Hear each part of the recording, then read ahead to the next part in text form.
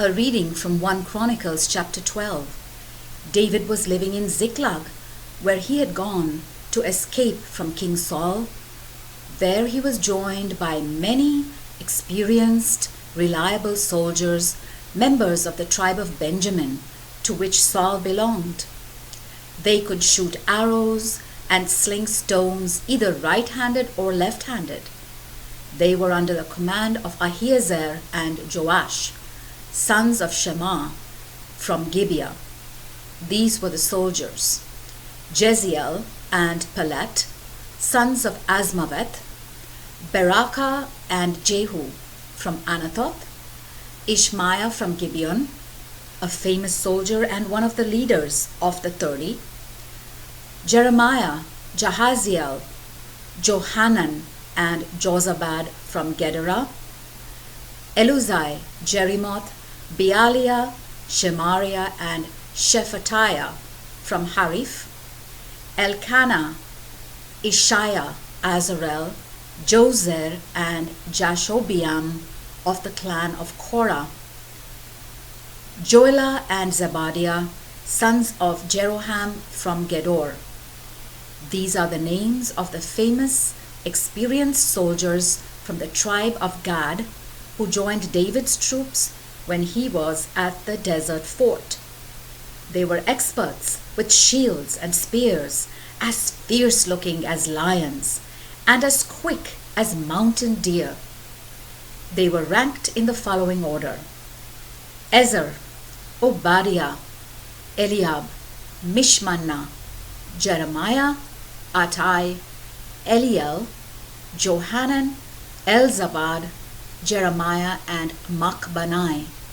Some of these men from the tribe of Gad were senior officers in command of 1,000 men, and others were junior officers in command of 100.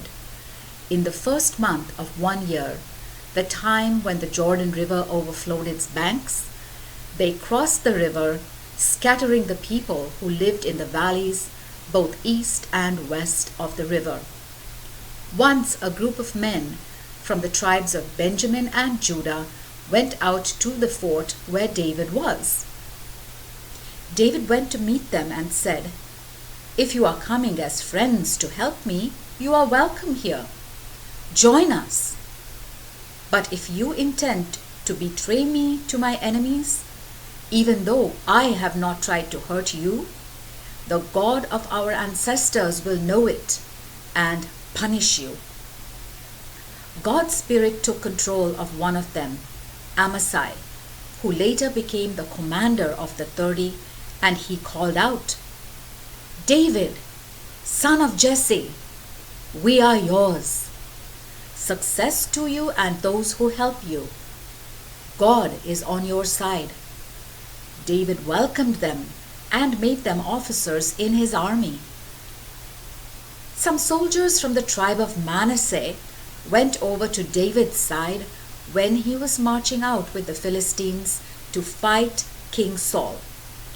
Actually, he did not help the Philistines, for their kings were afraid that he would betray them to his former master Saul. So they sent him back to Ziklag. These are the soldiers from Manasseh who went over to David's side when he was returning: Adnah, Jozabad, Jediael, Michael, Jozabad, Elihu, and Zilethai. In Manasseh, they had all commanded units of 1,000 men. They served David as officers over his troops because they were all outstanding soldiers. Later, they were officers in the Israelite army. Almost every day, new men joined David's forces, so that his army was soon enormous. When David was at Hebron, many trained soldiers joined his army to help make him king in place of Saul, as the Lord had promised. Their numbers were as follows: Judah, 6,800 well-equipped men armed with shields and spears. Simeon, 7,100 well-trained men. Levi, 4,600 men, followers of Jehoiada, descendant of Aaron, 3,700 men, relatives of Zadok, an able young fighter, 22 leading men, Benjamin, Saul's own tribe, 3,000 men. Most of the people of Benjamin had remained loyal to Saul.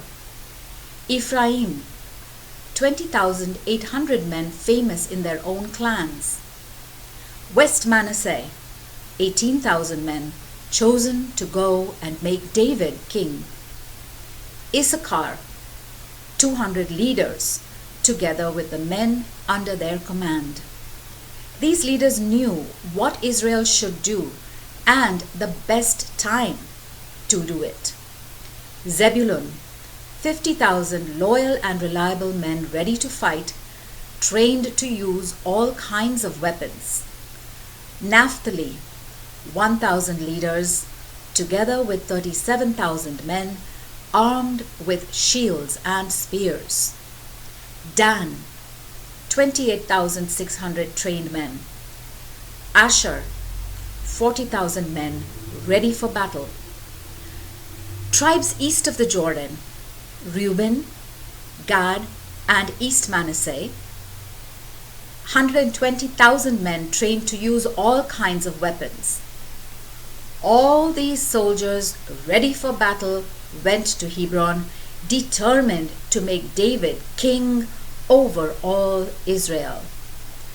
All the rest of the people of Israel were united in the same purpose.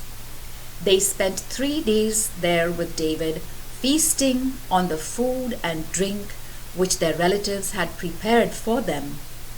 From as far away as the northern tribes of Issachar, Zebulun, and Naphtali, people came bringing donkeys, camels, mules, and oxen loaded with food, flour, figs, raisins, wine, and olive oil. They also brought cattle and sheep to kill and eat. All this was an expression of the joy that was felt throughout the whole country. The word of the Lord.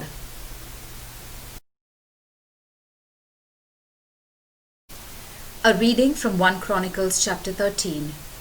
King David consulted with all the officers in command of units of 1,000 men and units of 100 men. Then he announced to all the people of Israel, "If you give your approval, and if it is the will of the Lord our God, let us send messengers to the rest of our people and to the priests and Levites in their towns and tell them to assemble here with us. Then we will go and get God's covenant box, which was ignored while Saul was king." The people were pleased with the suggestion and agreed to it. So David assembled the people of Israel from all over the country, from the Egyptian border in the south to Hamath Pass in the north, in order to bring the covenant box from Kiriath Jearim to Jerusalem. David and the people went to the city of Bala, that is, to Kiriath Jearim in the territory of Judah, to get the covenant box of God, which bears the name of the Lord enthroned above the winged creatures. At Abinadab's house, they brought out the covenant box and put it on a new cart. Uzzah and Ahio guided the cart while David and all the people danced with all their might to honor God. They sang and played musical instruments, harps, drums, cymbals, and trumpets. As they came to the threshing place of Kidon, the oxen stumbled, and Uzzah reached out and took hold of the covenant box. At once the Lord became angry with Uzzah and killed him for touching the box. He died there in God's presence, and so that place has been called Perez Uzzah ever since. David was furious because the Lord had punished Uzzah in anger. Then David was afraid of God and said, How can I take the covenant box with me now?" So David did not take it with him to Jerusalem. Instead, he left it at the house of a man named Obed-Edom, a native of the city of Gath. It stayed there 3 months, and the Lord blessed Obed-Edom's family and everything that belonged to him. The word of the Lord.